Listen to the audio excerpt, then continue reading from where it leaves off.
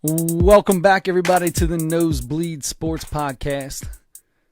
I am Chris Witt, and with me, as always, Mr. Adam Schmidt. Adam, how are you today, sir? Magnificent. How are you? If I was any better, I'd be you.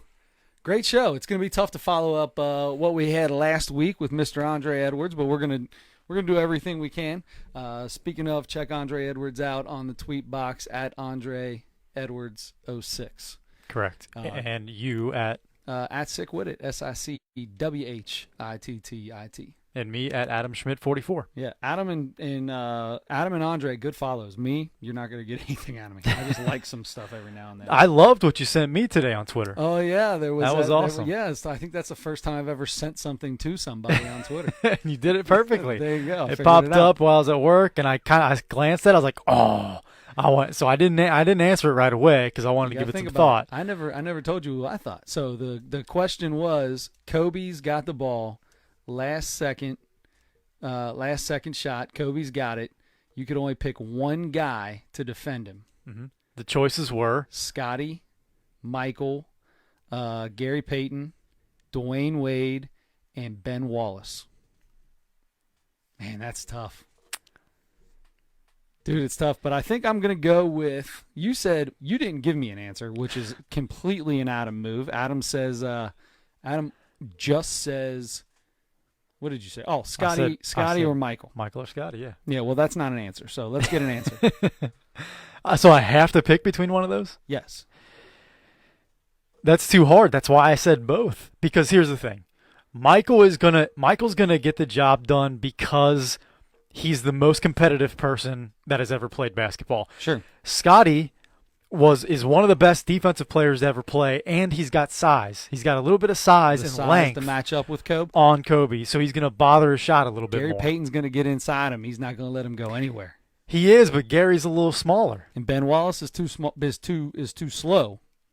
Yeah, he was. Don't get me wrong. Quick for a big guy. For a big guy, he was quick, but he's too slow to guard Kobe. You don't want him. You don't want him out 30 feet from the basket guarding Kobe. So we're going with Michael then, right? I mean, you're going with Scotty. Or you're going with Michael. Give me Michael. There you go. All right, Michael Jordan it is. So that's who you have. Yeah, I'm taking Michael. Okay. Nice. I mean, it's just like you said. It's a last second shot for Kobe. It's a last second defensive thing. Maybe they're both the two. They got the worst killer instincts of anybody in the history of the game. So, yeah, I'm going with both of those guys as well. All right. So anyway, this is a Nosebleed Sports Podcast. That's our Twitters, our tweet boxes, our tweet knockers, whatever it is. Anyway, feel free to follow us. Please catch us. We're live every Wednesday, right around 10:30. You can catch us on Facebook Live. Also, if you can't get to that, you can get us on all the favorite platforms: iTunes, iHeartRadio, Apple Podcasts, SoundCloud, YouTube. If it's on there, Spotify, all that stuff. It's on all of them, so check it out. We appreciate it. Subscribe, listen to us, hit some comments up, and yeah, we'll go from there. We got a good show today, man. We do, and this show is brought to you. The Nosebleed Sports Podcast is brought to you by Training Personally with Peggy Edwards.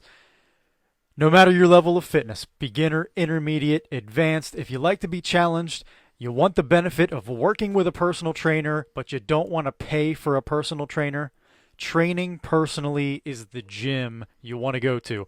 Training Personally is circuit training for all levels. All levels. All levels. If it's your first time working out ever, if you work out every day, it's the place for you.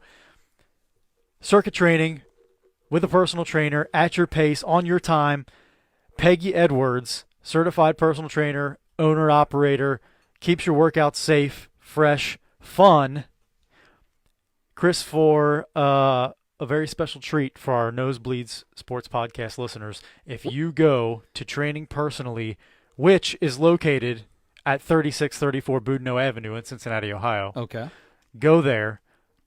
Your first month is free. Mention the Nosebleed Sports Podcast. Thank and you. The first month is free. She's going to give you, basically, it's just like keeping cash in your pocket. If you want to work out for a month and check it out, yeah, there you go. Peggy Edwards, Training Personally. Man, that's pretty special. We got somebody going to give somebody something from listening to the podcast. Exactly. Please take advantage of that. Seriously. I mean, almost everybody feels like they could start working out or start working out a little more, go a little harder, whatever. Also improve your eating habits, which is my biggest problem. Peggy Edwards is certified in everything required to improve your life. Not just personal training, but she also is the nutritionist stuff and all those certificational things as well. She's awesome, man. She's great. She's supports the podcast, and we want to support her. So please check her out. Also, so speaking of that, speaking of supporters of the podcast, yes, we had a very special thing happen where our, what is it called? The greatest sports poster of all time has wrapped up, and the greatest sports poster of all time, of course, is brought to you by the Ohio Mosquito Control, where they offer quality services to the Cincinnati area at reasonable prices. They're family-owned and operated professional mosquito control service that you can get to at ohio-mc.com. They set it all up right there. You can do a one-time spray if you got something special going on. It's the end of the season now. So, get a hold of them. They'll get you set up for next year. They can even start a spray now because the mosquitoes get bad here in the fall. So they do. People get outside and do the fires and stuff at night when it gets a little cooler. Yeah, they'll do it. They'll do it for commercial applications, special events, anything like that. They'll hook you up for the end of the season and then get you started for next year. It's really nice. They should shoot you a little text, let you know they're on their way, email. They do everything that way. So ohio-mc.com. That's Ohio Mosquito Control. They are the pest of the pest. So, the all-time greatest sports poster. What happened, man? We've been going back and forth with this for a long time, trying to figure out who actually is going to win this thing, and now we have a winner. We have a winner. This was the closest. I think this was the closest matchup of the entire tournament. Yeah. These two semifinals, there were upsets in both semifinals. So the number 1 and number 2 seeds were eliminated. And what were those 2 seeds? As the number 1 seed, I had the Bo Jackson poster. The Bo Jackson, yeah, I'm fine with that because I was all about that as well. I was good with it. Number 2, we had Wings, the Michael Jordan arm straight out wingspan poster. Sure. Your third seed was Muhammad Ali. All right, the iconic poster of him standing with his arm. It looks like he did like aw shucks or something, but it was not that at all. Exactly. It was probably the opposite of aw shucks. It was I just whooped your butt. Yeah. So we have that one, and then it was the Michael Jordan dunk contest poster from like the side view of him flying through the air. His legs are up behind him. He's got the ball cocked back, jump from the free throw line. I love that one. So anyway, that made it against Muhammad Ali, right? Correct. So, or it wasn't Wings. It was Muhammad Ali, and it was Michael Jordan dunking from the free throw line. And the winner is 11 votes to 10 votes. Michael Jordan. Oh, you 11,000 votes to 12,000 votes. To 10,000 by 1,000 votes. Congratulations, Michael Jordan, tongue out from the free throw line. One of my favorite. I would have voted for that anyway. So, actually, I don't know, man. That Muhammad Ali is one of my favorite. I had that hanging up. It was inside of a Sports Illustrated one time, and it was one of those fold-outs. So it was like 3 or 4 pages long, and I ripped it out, and I had that hanging in my room for a long time. Nike did a thing on it. It was like one of their one of their deals. Anyway, so we are done with that. Not sure if we're going to be able to do any more polls. I appreciate everybody that got involved and voted. But unfortunately, to put a poll on Facebook has gotten almost impossible. So we are not able to do. We may be able to do it, may not be able to do it in the future. So if we can find a better way to post it, that's more reliable. We'll figure it out. Maybe when we get our website up and running. There you go. So besides that, dude, let's get into sports. What do you say? Yeah. Let's start off here in Cincinnati. We've been talking about this kid since he came up. He's broken record after record for fastest player to whatever amount of home runs, and he's currently at 15 home runs. He hit 14 in August, I believe is correct. Mm-hmm. He was the Rookie of the Month as well as the Player of the Month, unanimous vote, by the way. Aristides Aquino, congratulations. It's just too bad he there's no way he could get Rookie of the Year because Pete Alonso is doing the exact same thing. Yeah. He just hit his 46th. For an entire season. Exactly. Not just a month. He did it for a whole season. He just hit his 46th home run, which, by the way, Aristides Aquino is a third away from that, and he's only played for 1 month. Aristides Aquino is like on pace for like 80 home runs in a season. Might be more than that. Yeah, he had another. That's the other thing is he's a home run machine right now, and he's also hitting the ball. When he's not hitting home runs, it's not like he's striking out like a lot of these guys are doing now. He had a 2 RBI double tonight. Yep. It was. I mean, he's hitting the ball. I think he hit was it like 370 something for the month of August too, as part of that being named National League Player of the Month. He remains on fire. And I mean, you kind of always you see this kind of stuff all the time, and then you kind of wait for it to die down, to fade off a little bit, for him to come back. And so far it's not. I mean, he's over a month now. He's almost 2 months into his professional career now, or into his major league career, I should say. And the kid is the biggest bright spot on this team right now. No doubt about it. Most fun thing he had a stolen base tonight when he was on. He was on 2 or 3 times. And I didn't see it. I would like to see him run because I bet he's like a deer. He's just so long. You know what?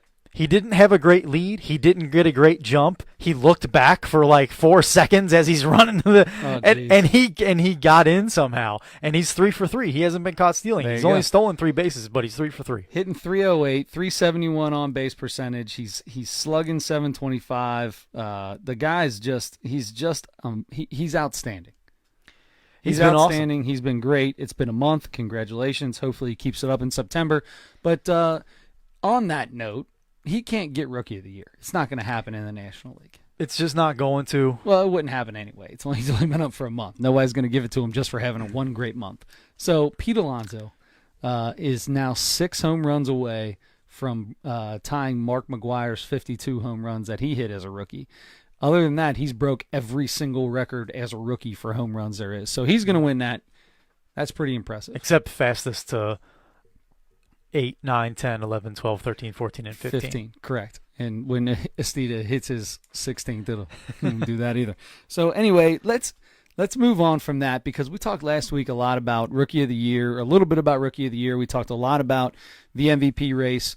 So let's real quick, before we get into football, which is starting tomorrow, before we get into the NFL and into a couple other funny things that we want to get into, let's talk about real quick Justin Verlander, the man who seems like he's 98 years old, even though he's only like 29 or something. He feels like he's been in Major League Baseball for about 38,000 years.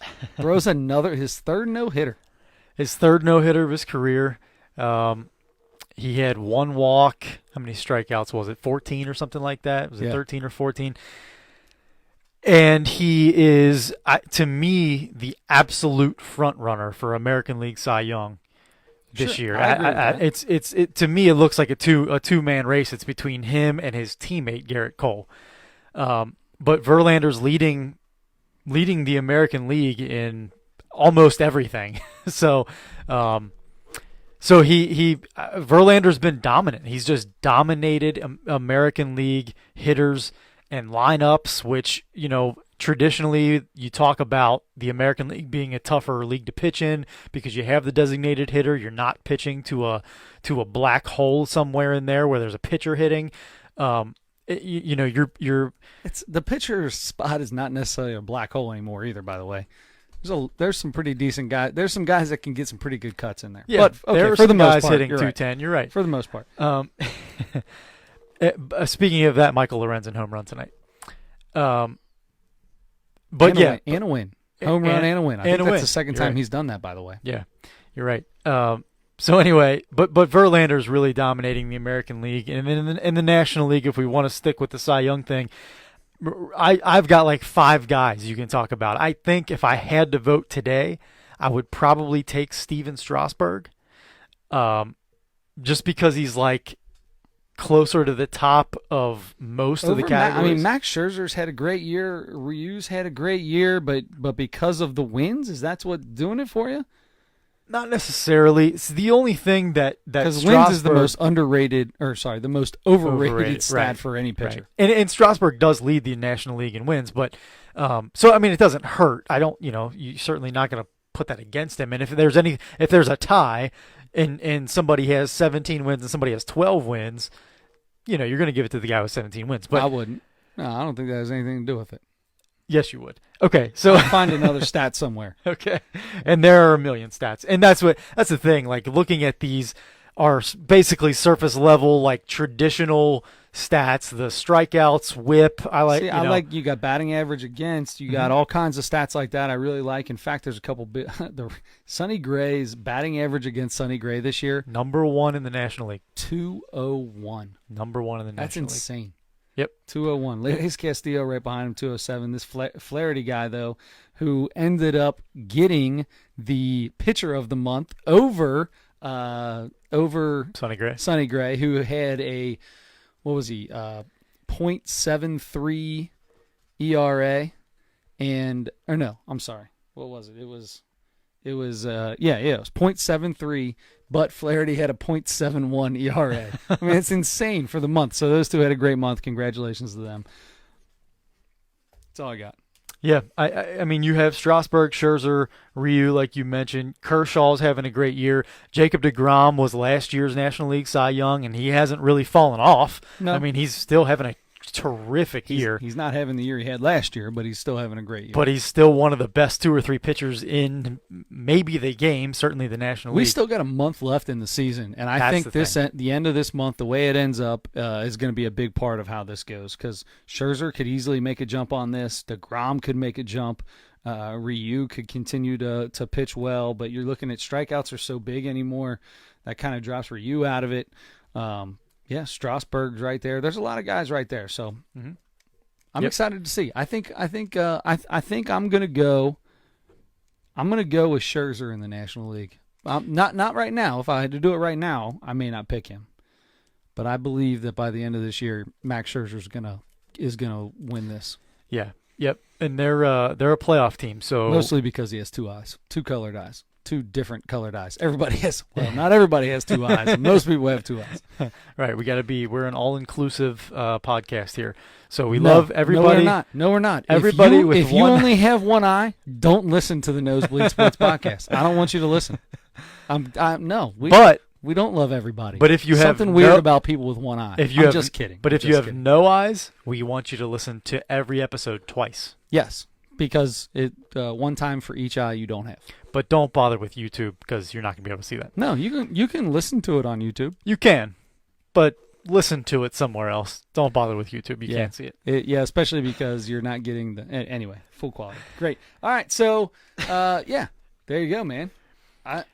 We touched on Rookies of the Year. We touched on Cy Youngs. Well, Rookies of the Year, we really just mentioned Pete Alonso. In the American League, I think it's between Vladimir Guerrero Jr. and Yordan Alvarez. There are a few other guys having great years. There are actually several guys, and half of them are Toronto Blue Jays. But and they're all sons of former baseball players. But anyway, but that Bichette kid, man, Bo Bichette, who I was never a huge fan of his father, especially when he was in Cincinnati. But you didn't like Dante Bichette when he came to Cincinnati? He was bad. He was bad in Cincinnati. It wasn't terrible. He wasn't too good. You make me want to look up his stats now. He was good. He was pretty good in Colorado for a long time, and then he came to Cincinnati and just was kind of a pretty big disappointment, honestly. Pretty good baseball player overall, had a good career. His son, it looks like, is going to be even better. But you have Kevin Biggio and you have Vladimir Guerrero Jr., and those 3 guys are all rookies at the same time. Their fathers all played when we were growing up. And that makes us old. So it does. So anyway, I mean, you have some other guys that are. He batted .295, 16 home runs, 76 RBIs. I mean, I wouldn't call that a bad year. His year in with the Reds. Yeah, .295 is good. Yeah, but he had how many? So I heard 76 RBIs. 16 home runs, which was one of his lowest, but. And RBIs has got to be one of his lowest too, right? I mean, wasn't he a 100 RBI guy? I don't know if he won the MVP. I think he might have won the MVP. No, he was in second in the MVP voting in '95 with 197 hits, 40 home runs, 128 RBIs. He led all of those categories in Major League Baseball. And that's what I penciled in when he came to the Reds, and I got disappointed big time. That was also 5 years before he came to the Reds. How old was he when he came to the Reds? Old. He only played for one more year. One more year. He only played for one more year. He didn't even play a full season with the Reds. So his decline was when he came to Cincinnati, and that ended his baseball career. Yeah. His decline was the last year, and he came to Cincinnati for his career to die. Like everybody else does. Anyway, all right, so besides Dante Bichette, I just farted. Oh. You're welcome. This is a very closed. Speaking of Dante Bichette, this is a very enclosed studio here. It's not very big. It's about 6 by 10, if that. And yeah. If you see me gasping for air or turning green, now you know. Also, speaking of that, if you are watching on Facebook Live and you decide you want to leave us a comment, I apologize, but we still cannot read the comments. Looks like there's about 6 of them out there. I have no idea what any of them say. I'll work apologize, but thanks for listening. Thanks for commenting, and we will read them and reply after the show. Chris, we don't talk about – so we talk a lot about basketball. We talk about baseball. We don't talk as much about football, but this week is the first week of regular season football, NFL football. Yes, it is. Are you ready for some football? I don't know. You're never ready for okay, sure. No. You know what? I do get a little bit now. Football is not my favorite sport, but I follow it. I watch it, not as religiously as a ton of other people, sure. But I'm a big high school fan. Big high school football fan. Love the high school football scene. I'm a season ticket holder for that. But Go Panthers. They started their season last week with a win. So tough game next week, from what I understand. Is that right? Isn't there some Dunbar team or something like that coming in that just beat Moeller by like 40 or something? Oh, I didn't know. It's not Dunbar, because Dunbar played Roger Bacon last week, and the game was stopped because a Dunbar player headbutted the referee. That's where that Dunbar came in. I heard about that. Yeah. That was one of 2 public school games that had to be stopped in the middle of the game and canceled, basically. Because what was the other game that got canceled? I know it was Withrow and Taft, maybe. But there were so many fights going on in the stands. The fans were so unruly in the stands that they stopped the game. Man, it's like a soccer match in the middle of Nicaragua or something. It was. Except it was football hooligans this time. Yeah, American football hooligans. Which... So anyway, doesn't happen, I guess. That's our high school review for the week. A big local game. Locally, there's a big college game. The UC Bearcats, which are an up and coming football program. Yep. 10 wins last season. Moving in a very, very positive direction under Luke Fickell, playing against his former team where he came from. The Ohio State Buckeyes, ranked, are they 5th maybe in the country or something right now? Something like that. So it's kind of a rivalry, actually. Even though it's not real. I mean, for fans of each team who live in Cincinnati, it's a rivalry. It's not a rivalry because they hardly ever played. They've barely played. However, the fans in Cincinnati are loving it, and obviously Cincinnati must not be that good if Ohio State's finally deciding to play them. That's a joke. No. Fickell's got the coach has a relationship with Ohio State, obviously, being from there. So it should be fun. Now, Cincinnati fans are really excited, and a lot of people are saying this may be the wrong year for them to have played UC. UC looks really good. They've had some really good recruits, but it's still Ohio State, man. That's hard for me to get off of Ohio State in that case. It was a throwback to when we used to do that every week. Oh, yeah. I don't think anybody heard it. So anyway, who's your pick in that game then? You think Ohio State wins that game? Is it at Ohio State? It's at Ohio State, yes. Okay, so because of that, I take Ohio State. If it was at UC, I mean, people get really excited and have Nippert Stadium rocking during UC games, especially the last couple of years. People are getting so excited about this Bearcat program, and the stadium is filled and it's loud and it's people are really into this football program now more than they used to be. And if it was in Cincinnati, I would feel better about the upset possibility. I think because Ohio State still does recruit the best athletes in the country, and it's at Ohio State, historic stadium. I think I'm gonna say Ohio State, but I hope it's if I were to give you 16 points. Oh gosh. Oh. Yeah, I think Ohio State wins by 17. So no. You're taking Ohio State. All right. Sounds good. I think I'm with you. I got Ohio State in this game, and it's not because, for all you UC fans out there, it has nothing to do with the fact that I'm a Xavier guy. This is completely different. It's football. I got no problem with UC football. I just want that to be made clear. This is a big game. I hope UC wins this game. I hope Ohio State wins this game. I like both teams. I'm not going to be that. There's a lot of people that are torn here in Cincinnati because they're UC fans and Ohio State fans. Yeah, you're right. There are people that way. And I honestly support both programs. I think it would be cooler to see UC upset them. You just want the underdog to win. Kind of, yeah. Yeah.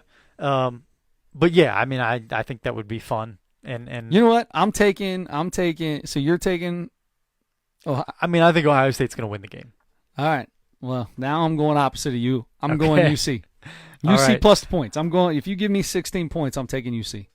I really am just choosing. It's a 12-point game. It's a 2-touchdown game. 14-point game. Okay, I'm really just picking Ohio State then in that case to see you pick and root for UC. I got no problem. Like I said, I have no problem rooting for UC. I enjoy watching UC play football. I got no problem with it, especially with this new coach. Back when Tuberville was here, that was a joke. Yeah, that was bad. That was a bad era. Yeah. So anyway, on that note, it's NFL season, week 1, starting this week. We got all the fantasy football stuff out there. Ezekiel Elliott signs his contract days before game number 1. Here we go. It's time. Adam, I want to know one thing about the NFL season. I want to do it right now. Who is your Super Bowl winner? Who wins the Super Bowl this year?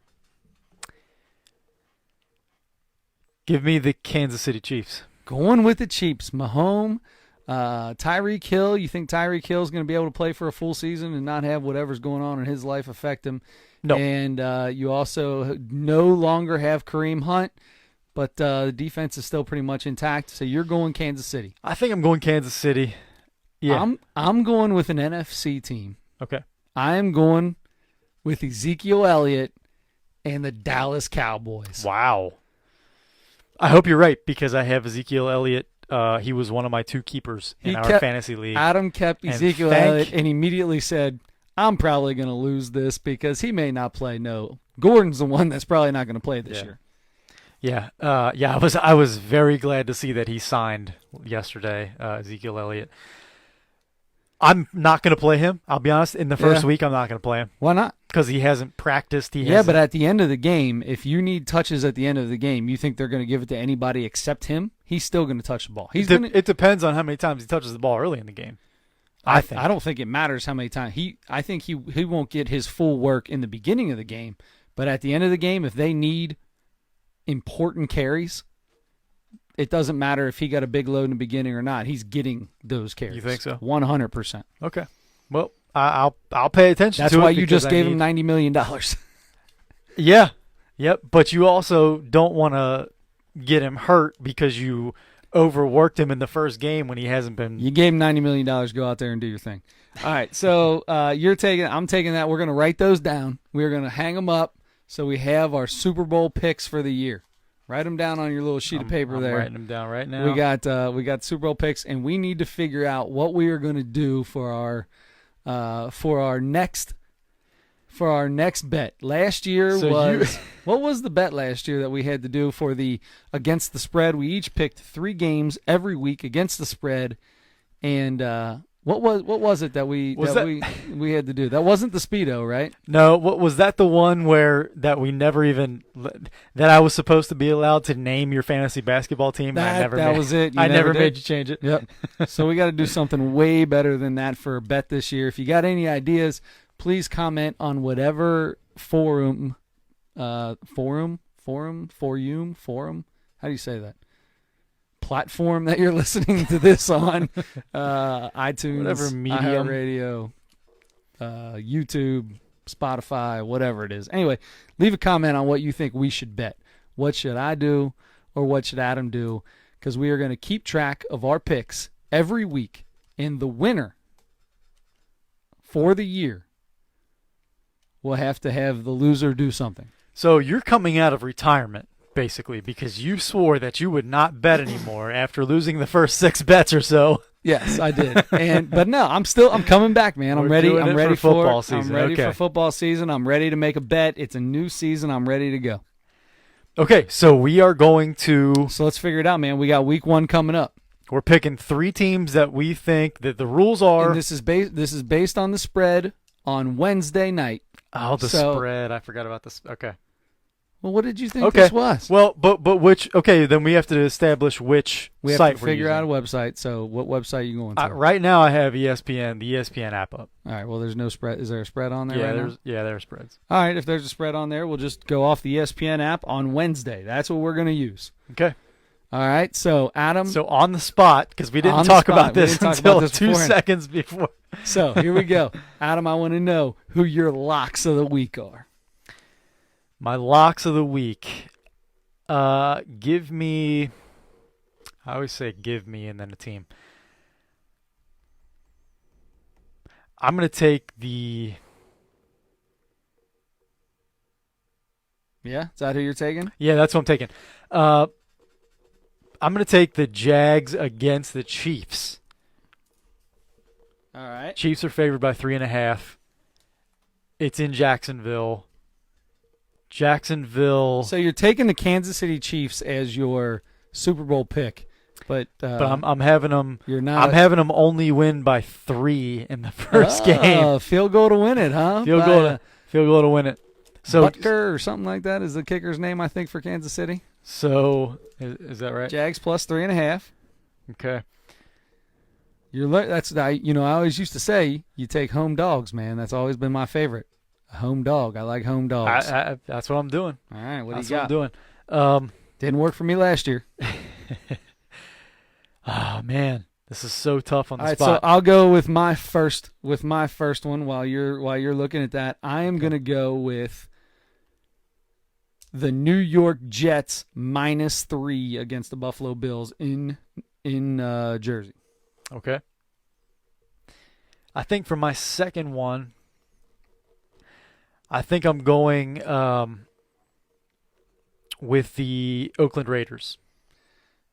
Wow, really? Yep. Even with, did you hear what just happened with Antonio Brown today? Yes. Here's the deal. Let me tell you, you will never win a game. You'll never win a Super Bowl with a guy like Antonio Brown. This guy causes every bit of drama you can possibly cause for a brand new team that made him the highest paid receiver in football, which he is. He's the best receiver in football right now, or top 3, whatever you want to say. The guy's unbelievable on the field, but he does nothing but cause a ruckus. He tweets out or Instagrams out or Instaface or whatever it is a letter from his GM outlining the fines that he got and makes some kind of snarky comment about it. This is ridiculous. This dude, if you are his teammates or you are anybody in the Oakland Raiders organization, soon to be Las Vegas Raiders organization, what do you make of that? So do you just try to stay away from that guy at all costs? That's the thing. It's always such a risk bringing in a guy, no matter how talented he is. You're risking your locker room being disturbed, being divided. It's a chemistry is. I don't know. I go back and forth about how important chemistry is, but I think it's very important. But it just depends on. I don't know. I guess there are different cultures in locker rooms everywhere, but nobody wants their culture to be a bunch of individuals who alienate themselves from the team, basically. What a drama queen, man. This dude is straight drama everywhere he goes. So it was he missed practice, right, or something like that. A couple of them where it was a walkthrough that he missed and whatever other things that he missed, and he had his helmet issues, and he just decided he was going to leave camp because he couldn't wear a helmet. So and it was $19,000. The dude's, I mean, he's got that. He found that in his shoe the other day. That sounds astronomical to me, but it's it is astronomical. Not that big a deal to him. Not to him. So anyway, you're taking Oakland, and it's even. Right. It's even at this moment. It's a pick'em game. You're taking Oakland at home Monday Night Football. Correct. Congrats. I like that. I like that pick for the first week. Now, if Oakland loses this week, they may not win a game all year. I'm just telling you, that's what Antonio Brown does to a locker room. You lose, you're not winning solves everything, right?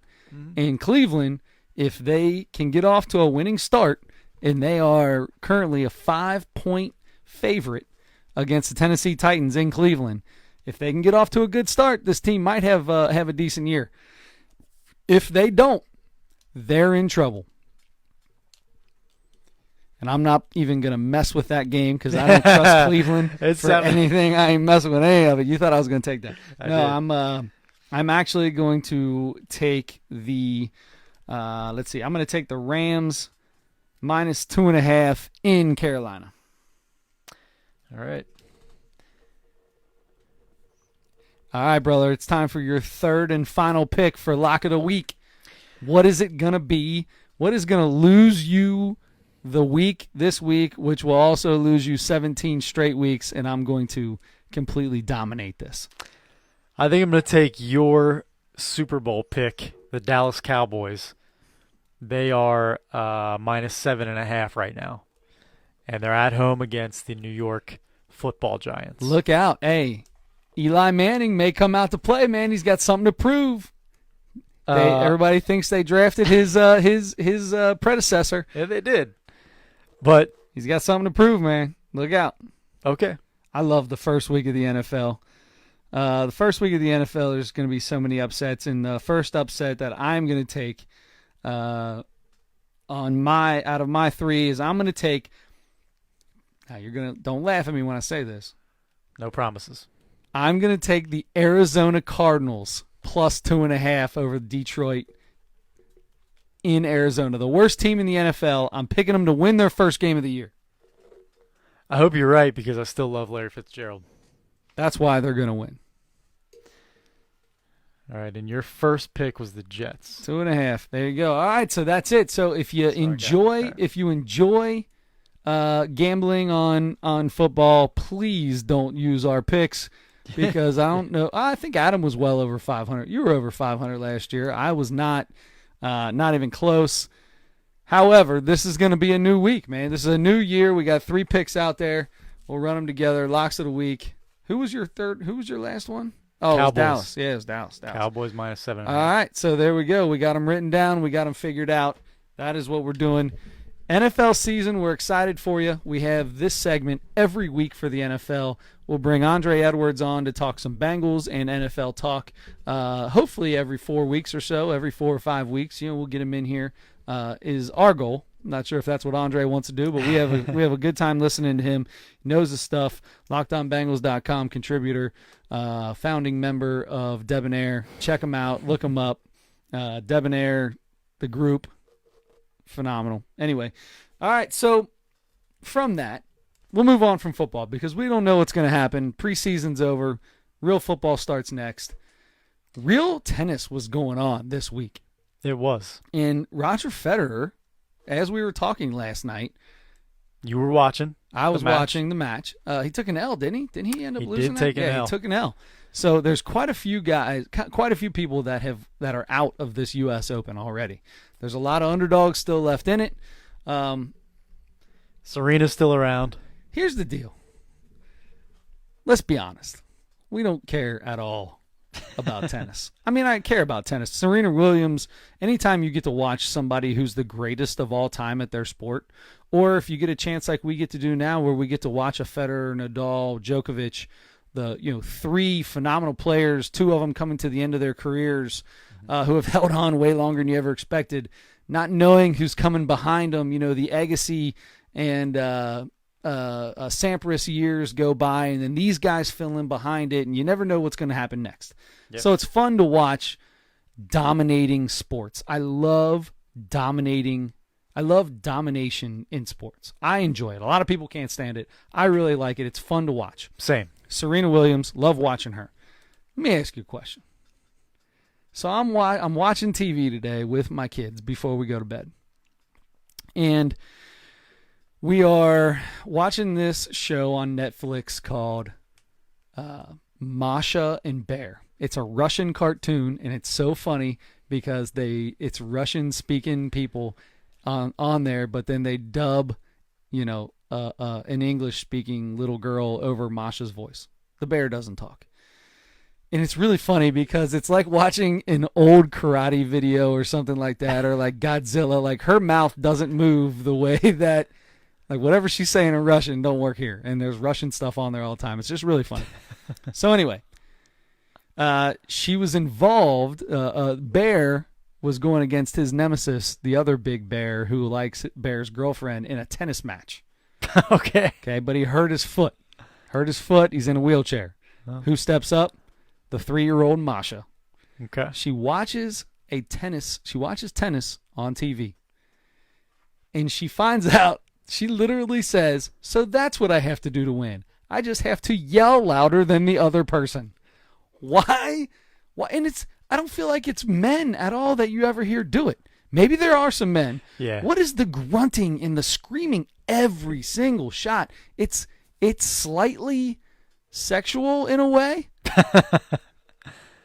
If you can probably, if you want it to be, it can. Oh, so be, you're maybe. saying it? I'm not saying you want it to be. Me, huh? I'm not saying you want it to be. I'm saying if you want to look closed your eyes at it, and watched a women's tennis match, you wouldn't know.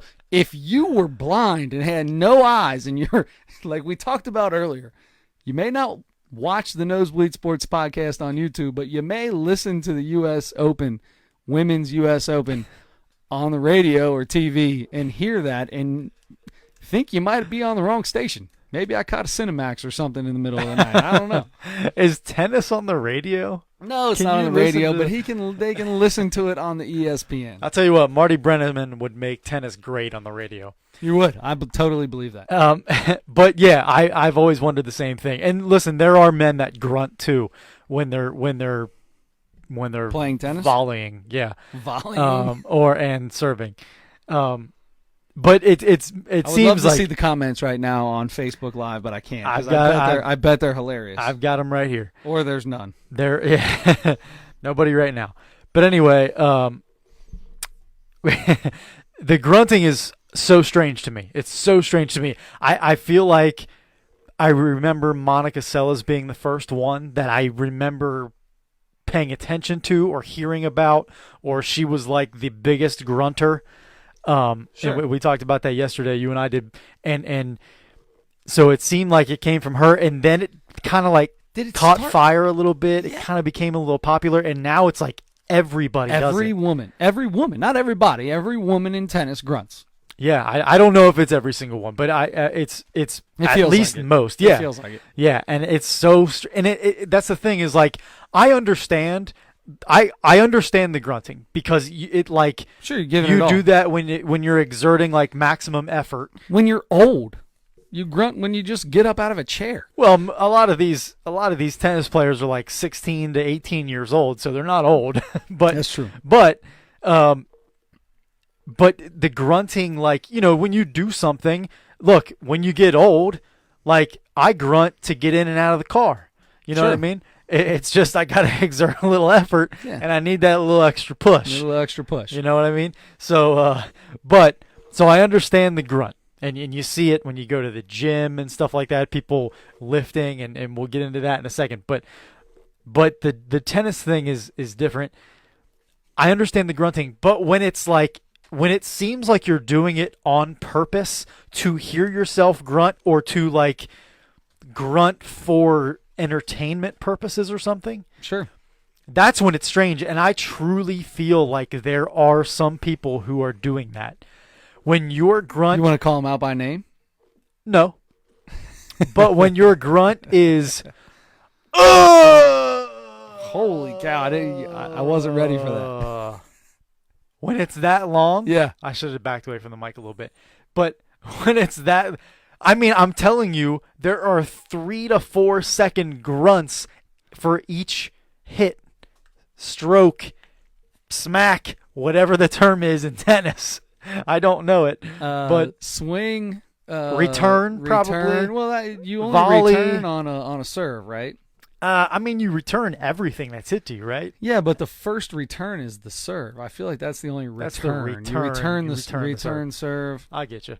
Look, we obviously don't know what we're talking about when it comes to tennis, but so anyway, continue. It's just like the length or the style or something of grunting.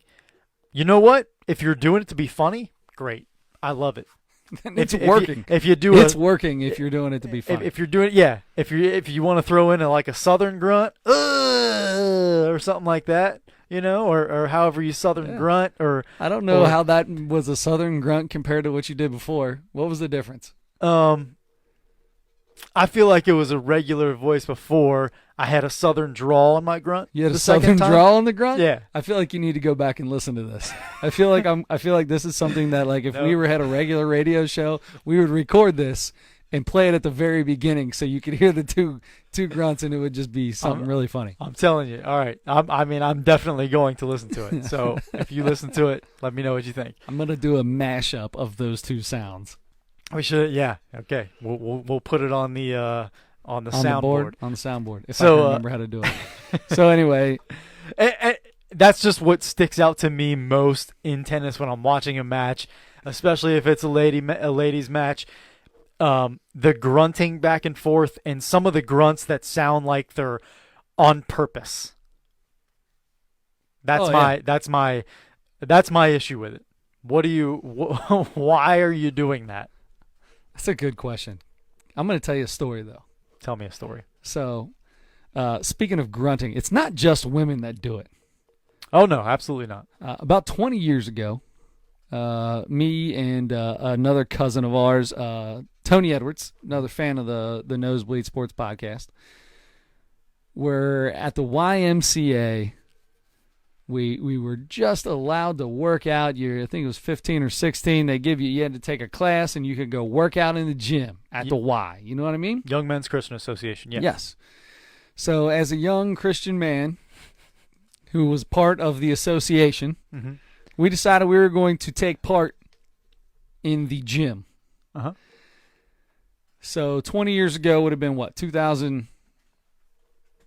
what? 1999. 1999, 20 years ago. Yeah, that's right, because I graduated. Okay. And you were, I was 43 years old. Yeah. You were 41 at the time. Okay, so 1999, old man.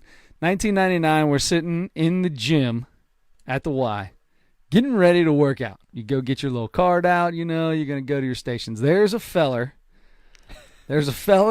who was a big time grunter, okay? So... And like I'm gonna describe this guy, and I want you to tell me what his grunt sounded like. All right. Mm-hmm. So he's got a net. Remember the net muscle shirts? Of course. He had a white net muscle shirt. Wow. Really short shorts. He had this like real like greasy curly Scott Steve Nash. What's his name?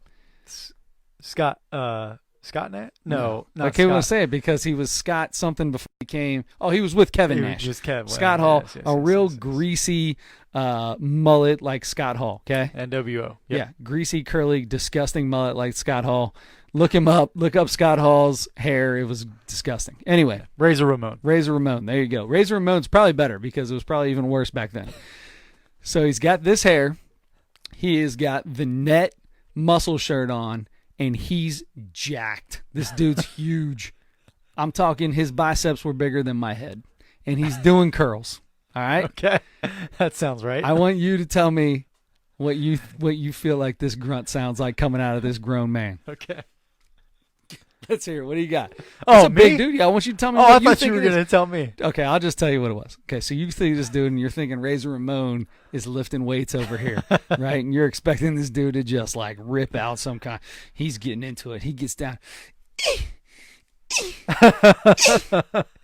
We walked into that gym and we both had to turn around and walk out. I could not stop laughing.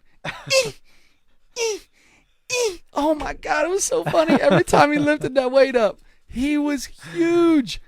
Oh, and he sounded like a little mouse. People, So there are grown men. There are grown men that grunt as well. please be self-aware when you're in the gym, when you're at the gym. Oh, dude, especially at the Young Man's Christian Association. Oh boy. I don't even know what to say about that. I love people in the gym getting in it. Like, Yeah. dude, they're in their zone. Dude, good for you. And part of me says, good for you. You're not worried about anybody else. You don't care what anybody else thinks because you got Razor Ramon's hair, a net. This dude had a netted, like from the 60s or 70s when those things were big. I was gonna muscle say- shirt. My uncle used to wear them all the time. I think he wore them till the day he died. It's just great. It was awesome. So anyway, men grunt as well. Men do grunt, and that's part of the. I haven't been to a gym with free weights like that in a very long time, but when I did go, it was for probably, I would say, 78% entertainment, 22% workout. Oh, yeah. And, sit on a machine and just watch people. Yes, and that was one of my favorite things is to watch. Number one, watch the muscle bound guys Yeah. do the just work the glamour muscles. Oh, you yeah. know, just do the Hey. biceps and the chest. Curls for the girls, baby. Right. Curls for the girls. Right. Think about in what sport or in what part of your life do you do something that needs to be strong for a curling motion, except just to do curls? Like if you're a lineman, Drinking a beverage and eating food. I yeah, like guess. if you're a lineman in the NFL, like there's never a motion where you go from your legs, bend at your elbows, and come to your chest. Like there's nowhere that happens. Right, but Maybe as a running back holding the ball or a wide receiver, I could see that. But Okay. the guns might just pop the ball loose in that case too. yeah.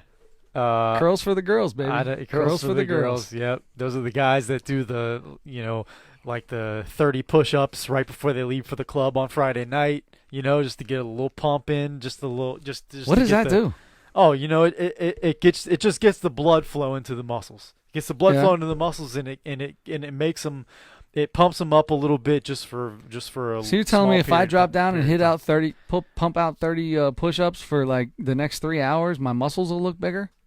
for the next, if you pump out for the next 3 hours, yeah, if you do push-ups, what? You're telling me that these guys do it before they go to the club? They're at the club for like 3 hours. What's that? What is Oh that yeah, doing? yeah. I mean, it might not last the whole time, but when you walk in and you got the shirt on with the sleeves so that are, if I bust out 30 push-ups, Uh-huh. which I don't even know if I can do. If I bust out 30 push-ups before I go to the club, like my muscles look bigger for the next 20 minutes or so? 30 yeah, minutes? I think so. I think that's the idea. Oh, that's the weirdest thing I've ever heard in my life. If that's the case, then that never worked for me. I learned it on one of the seasons of The Ultimate Fighter. So, Oh, yeah? I don't know if you remember Matt Serra. He was a coach on one of the seasons, and Yeah. he was talking to his team, and he they were doing push-ups like as part of training, and he was like, I'm not talking about the push-ups you do right before you leave for the club, guys. I'm talking about real push-ups. And I guess so. I was like, oh, okay, that makes sense. So nobody actually told you what you just said. What you just told me. You just took that from what he said. Well, yeah, but I'm pretty sure I that's enjoy what that. means. That's pretty cool. I'm gonna start every time before I'm about to leave. I'm gonna put on a little bit smaller shirt and I'm gonna bust out 30 push-ups. If I or bust do out some curls. if I bust out 30 sit-ups, will I get a couple muscles to pop through this gut, or those are still going to be down there? They're still going to be hidden. It's going to take more than 30. 30, more I'll than 30. just say that. All right, take more. I'll tell you what. You and I might be able to do 30 push-ups between the two of us. Yeah, I think I might be able to get 15 out, or 10 and you 20. Or 15 and 15. Yep. 15 and 15 it is. That or sounds good. 20 and 10, you and me. So please, if you go to the gym or if you go to training personally, and if you go to training personally and mention the Nosebleed Sports Podcast, you get your first month free. Exactly. So if you do that, you do a lot of different training exercises in there. Go ahead. We would all enjoy it for you to feel free. Because if I'm there with you at the same time, I'm going to start making the same noises that you do as I do your workout. Okay. You can think of it as making fun. You can think of it as making fun of you. Everybody else there is going to see it as laughing with you. Or with me. So you are the only person that's going to think laughing with you. No, I'm telling you, if you go to training personally, you won't find the muscle-bound people who are lifting, who are just doing curls, doing 60-pound curls or something like that. Nope. I mean, it's functional fitness. It's actually to use. There's people of all different fitness to be sizes fit, and yes. everything. Anyway, that was just a joke. So there you go. So on that note, do you got anything else to go with the grunting? I don't know where we even started with that, but just talking about the U.S. Open. Oh, the U.S. Open. That's right. So good luck to everybody that's left. Yeah, I mean, is that little 12-year-old that was from the United States? Is she still in it? Coco Gauff? Yeah, Coco. No, I think she lost. I think she lost early. That's my new favorite person. Her name is Coco. Coco. I love that. I always liked Coco Crisp. Mm-hmm. Thought he was always phenomenal. I'm just a big Coco fan. So Coco Gauff, I'm in. 100%, girl. I like just about anything chocolate. Yep, keep it going. Didn't she beat Serena Williams or something? Yeah, was it Serena? I don't know. She beat somebody, did something really cool. So yeah, good for her. Way to go. You're my next new favorite tennis star. You sure know a lot about your next favorite tennis star. Yeah. Her name's Coco. She's 12. I feel like I shouldn't know anything about that. No, yeah. No, she's 15. She's 15. Is she 15? Yeah, I think she's 15. Like I just feel like I don't. Just like gymnasts. Somehow the best gymnasts in the world are 14 years old. I don't understand how that happens. It's because their bodies are still made of rubber. They don't have stiff bones. Unless you're from some of these other nations, Russia's always got a 35-year-old. Oh. And then must start rooting for them. There's always somebody that's got some really old lady that looks like she's 12, and they put her age up, and it's 42, and you're like, why? How do you still flip like that at 42? Anyway, Simone Biles now has her own flip, her own little thing. She spins and flips 400 times. Oh, nobody's ever done it. It's called the Biles or something like that. Wow. So she just did it in a competition the other day. It was sick. She hit the Biles? She hit the Biles, dude. She landed. Nobody's ever done it before. Dang. It was 37 twists and 14 flips. And that ain't no joke. At one time, huh? Pull that bad boy up on YouTube. Mm-hmm. You put that thing in super slow motion, it'll be like a hummingbird. She looks like a hummingbird flipping around, flying around. You don't even you think that she didn't even flip. She just looks like she just kind of rolled over. And if you don't have any eyes, you can pull it up on YouTube, but all you're going to do is hear somebody talking about it. That's right. That's all you're going to hear. That's all you're going to hear. And if you only have one eye, well, speaking of one eye knowing what to do, let's move on to our newest favorite segment of the Nosebleed Sports Podcast. It is the Commons comic set, and go from there, man. We just kind of get on here and tell everybody what we think about it. And this past week, we watched Jim Gaffigan's new special, Quality Time. It was on Amazon Prime. Amazon Prime. So if you want to watch it, check it out. We'll talk a little about it right now. So if you haven't seen it, spoiler alert or whatever you want to call it, it is what it is. So it's a good call. So we need some kind of spoiler alert sound on here. So, spoiler alert. There Noise. Spoiler alert. That's the spoiler siren. There it is. All right. So, Gaffigan, let's start off, man. What'd you think about it? Because first off, real quick, for those of you that don't know, I apologize. I asked you a question. Jim Gaffigan is not like the other comics that we have portrayed in the last segments of this. So much more clean feller. What do you think?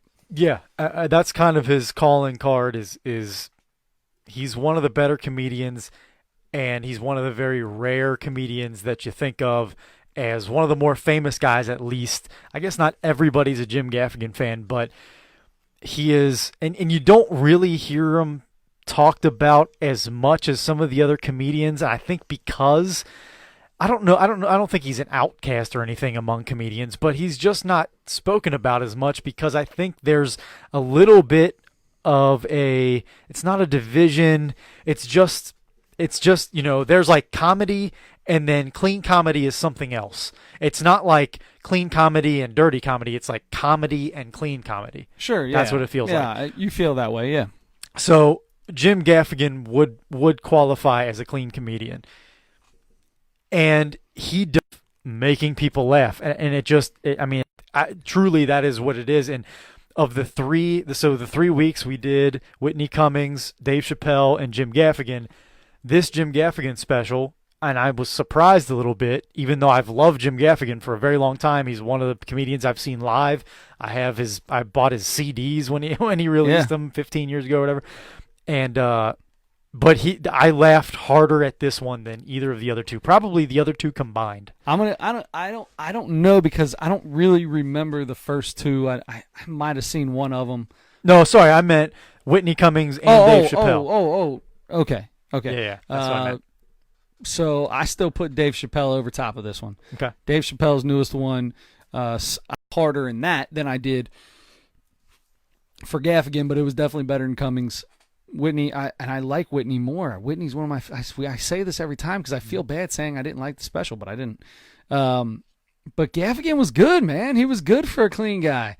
You know what I like about him? I know, for a clean guy. I know. Well, let's address that when you're done finishing. Is that a comic remark? No. It just hit me. I got good for a clean guy. Okay. And that's kind of what I was talking about, the division between comedy and clean. And I don't mean that like he's not good compared to everybody else. I don't feel that. I laughed. It was just a different kind of laugh. I felt like I actually watched it the first time with my kids there with me. And they were laughing like crazy. They had no idea what they were laughing at. They're 3 and 6. They didn't know what they're laughing at. They're just laughing because their dad was laughing. I laughed. It was funny. Yeah. I had a good time. The horse jokes just kept going, and he's very good at self-deprecation and turning that into jokes. That's what 90% of his specials are, right? Mm-hmm. Yeah. And then he's got some other kind of, he's got some stuff that it's not racy in any way, but he kind of makes fun of some stuff every now and then. Yeah.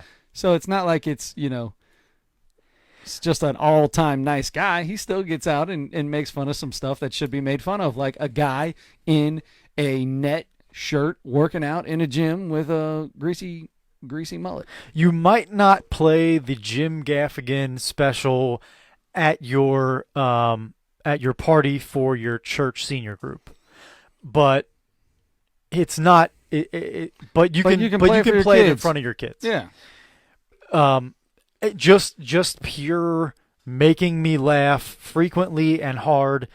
This one was the best one for me. It didn't like blow Dave Chappelle's away because I loved Dave Chappelle's new special, but I was laughing more consistently and harder throughout the special. Just you said he did like 10 or 15 minutes of horse jokes, and he kept saying the whole time like, "Oh, I know you guys are getting so tired of these horse jokes." And then he'd start talking about a horse, and the best was when he said something like, "All right, I'm done with the horse jokes. So this pony," it was hilarious. I was dying.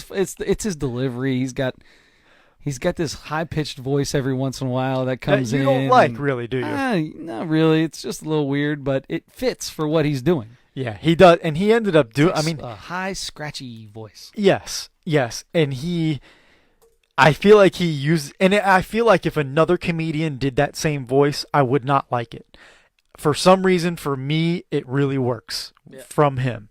And then he kind of like expanded it, I think, in this. I feel like he expanded it a little bit in this special where he did more voices kind of like that, where he did a couple little variations of that high pitched thing, and he also did like the Southern drawl hillbilly, kind of like dumb American thing. Yeah, dumb American. There you go. And he does not that all hillbillies are dumb Americans. It's just the voice that we give them. Right. It's just the stereotype. It was a stereotype, which you can. That's whatever. what comedy is. You're making fun of stereotypes. So if Yes. you don't like it, again, don't listen to comedy. Everybody does If it. you Right. if you don't want to laugh, don't listen to comedy. So he did that really well, I thought. One of the horse jokes, and he did a bunch of different stuff. It wasn't just horse material, but it's funny just alone thinking about that he did like 15 minutes of just horse material. Just horse jokes. And but the one I liked, I think a lot, was he said, why do we specify horseback riding? What other part of the horse are you riding? He said it's not like people say, hey, you want to go ride a horse? What part? Which that voice was nowhere close to what he did, and that's my point is, however he does the voices, it makes his delivery and his jokes so much more funny. Yeah. And that's what made that so funny to me, is the timing and the voice and the way he said what part when someone asked a fictitious guy, do you want to go horseback or do you want to ride a horse or whatever. That's good. So anyway, the nailing the horseshoes on. When the horse says, why don't you just glue those on? Just don't tell me where the glue came from. Yeah. And the whole audience acted like that was the worst thing you could possibly say. That was the greatest. He looks down and he's like, what, is there a horse in the front row? That's what you guys That's what you guys are going to be getting on me about? He's like, it's not like there's a horse in the front row going, hey, buddy, watch take it easy on the glue jokes. Anyway, all right. I don't want to butcher any more of his jokes. Yeah, because they're way better when he does it. Yeah. But check him out. Jim Gaffigan, funny guy. Hopefully you listened to it last week. Otherwise, it's a spoiler alert. I highly recommend this one. I recommended the Dave Chappelle special that we talked about last week. So next week, for this upcoming week, we've made the decision already. We have. And we're going now. Are we going Eddie Murphy Delirious or Raw? Are both of them on Netflix right now? I thought just Delirious was on there. They got them both is it just on? I'm not 100% sure. Delirious is definitely on there though, right? Delirious is definitely on there. I've seen that up here when I pull it up, but just I don't know, man. What are you thinking? Let's do Delirious. If that's the one on Netflix, it's also the one I have on DVD. So either way, I'm good. Delirious is the only one on here. Okay, so we're doing Eddie Murphy Delirious, one of his maybe his most famous or second most famous behind Raw. I feel Raw is number one, right? Really? I feel like they're almost the same. I don't know. One of them, he's got like a purple leather suit on. It's like a patent leather though. Yeah. Patent leather, and then he's got a red. Why is it called patent leather? Like, so when the guy patented this kind of leather, it's shiny. And what animal creates leather that's as shiny as patent leather? I have no idea, but do you think it's just got like a clear coat over it? Yeah, probably a clear coat. Because it just looks like plastic to me. It does look like plastic, but it was featured on my favorite version of Jordans. I think it was it 9 or 11? That's terrible that I can't think of which number it was now, but 94, 5, something like that. Yeah. Anyway, my favorite pair of Jordans. Yeah. Had the around the bottom, kind of surrounding the bottom of the shoe. Yeah. White up top. Patent leather. All right, so Eddie Murphy, not a funny guy. Maybe funny, in private, but never had many jokes for the media. Not a big media guy. One of the great switch hitters of all time. Yeah, I agree with that. Chipper Jones, Mickey Mantle,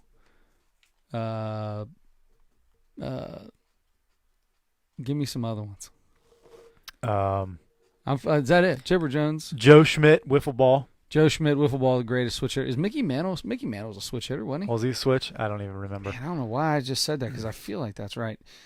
So tell Adam us how Dunn. terrible we are talking about Mickey Mantle if he is or isn't a switch hitter. Now I'm going to go back. I should have just said it let it go with fury, With authority, and confidence, Mm-hmm. and everybody would believe me. Yep. Unless like your dad's listening or something, and he just knows that in his head. But anyway, we went from comedy to all-time great switch hitters in Major League Baseball for some reason. Yeah. But we're gonna do Eddie Murphy Delirious anyway, and then I have an idea or a suggestion maybe for the following week. Oh yeah. All right. Let's hear it. What do we got? A guy that I know you're a fan of and that I am a fan of has a new. We're in this like really lucky time where all the great comedians, all the best comedians, Are coming back, coming putting out some new with stuff. specials. Yeah, Yeah. it's awesome. Bill Burr has a new one coming out on next week. Really? Yes, I love Bill Burr. That dude I cracks know me you up. do. Mickey Mantle, switch hitter, I thought okay. just like me after a couple drinks. Boy, is that true. Boy, is that ever true. I know. Anybody? Oh, never mind. All right, so Delirious and then Bill Burr. I'm excited. All right, cool. So Let's we do jump it. on Eddie Murphy, Delirious. Let's get this thing popping. Let's do it. Get this thing popping. That's what the kids say these days. Mhm. Let's get this thing popping. Yep. Only thing popping for me these days is joints. That was, oh, yeah? Cracking, popping. You put crack in your joints? Oh, we're not talking about the same kind of joint, are we? I enjoy. Oh no, no! I'm talking about like knees, elbows. Head, shoulders, knees, and toes. All right, so you got Kansas City. I got Dallas. We got our 3 locks of the week. We got Eddie Murphy Delirious going to be talked about next week on the Nosebleeds. If you go to Training Personally, you get a month free just by mentioning the Nosebleed Sports Podcast. So if you live in the Cincinnati area, please get over to Cheviot, otherwise known as Cheviot. Is that Cheviot or is that Westwood there? It's technically Westwood, but That's it's Westwood? almost on the border. It's right next to the corporate line, which is over there off of my favorite street in the world that you turn left on to get to your dad's house. Wardall? Wardall. I kept wanting to say W's. Wardall had the corporate line. Yes, it did. The corporate line Still thing does. there. Yeah. Yep. So anyway, nobody has any idea what that even is talking about. But if you are in the Cincinnati area, check it out. TrainingPersonally.com, I believe. Yes. TrainingPersonally.com. If you go there, make a phone call, hit her up on Facebook, whatever, talk to her, ask her about what's going on, and you mention the Nosebleed Sports Podcast, she's going to give you the first month free. We appreciate that. And, yeah. She's also on Facebook. You get on the website, get on Facebook, find the hours of operation. She's open in the morning and in the evening, kind of available for everybody's schedule. And if you just walk in there and you introduce yourself, you are going to be welcomed like your family. 100%. You're going to be introduced to everybody that's in there, and you are going to be taken. Now, look, your first time, no matter what, whether you mention the Nosebleeds or not, is free. Your first visit is free. If you want an entire month, tell them if you Nosebleeds, like it and you want to keep going, Nosebleed Sports Podcast. and will give hook it you a up. month. Give it a month. Even if you go and it's hard work, and you're like, you know what, I'm not ready for this, just go back. Just force yourself to go back. Getting back there is the only hard part. You go and then you start working out. I disagree. It's hard while you're there, working too. hard. Yes, working out is hard, and Peggy will push you, but she will push you just to where you are capable of being pushed. She's not going to overwork you. If you have some sort of nagging injury, your knee has been bothering you for years and you never did anything about it or whatever, or your elbow, your hand, your wrist, whatever, let her know, and she will find variations of every exercise she has for you in order for you to do them without, furthering your injury or your nagging, whatever it is. Sure. She's very, very good at that. So I nag a lot in general. Is there a way you think that if I went there, she could get me to stop nagging? I think she My will wife would put be duct happy tape about over that. your mouth. And There's a lot of people that would like that. no. As long as you take the duct tape off every Wednesday at 10:30, that's all we need. There you go. I'll take it off at 10:30, and I'll be so backed up that you'll never get a word in edgewise. So catch us out, catch us out, catch us out, catch us up, catch us on Facebook Live every Wednesday right around 10:30-ish, and you catch us Thursday mornings bright and early, and for the rest of the week. on all your favorite platforms. Check out the previous podcast. There's some really funny stuff. If you go to soundcloud.com, at the very top of our profile, Nosebleed Sports Podcast, you will see some ones that we tag up there on top that we think are pretty good. Some interviews we've had with some really good people on there. So check those out, and you can catch the most. This is podcast number 71, man. It is. Thank you so much to the people who listen frequently every week. Thank you to the people who logged on to Facebook. Alex, we love you. Joe, Mary/Randy Witt, Uncle Danny was on. Aunt Barb was on. Sounds like a lot of family, man. We need to just start telling people first names. So, just kidding. Hey, our family listens to it. Family listens. And, join them in listening. Join. It's great. Everybody loves it, and we love doing it. So we appreciate it. And, don't forget to turn your headlights on.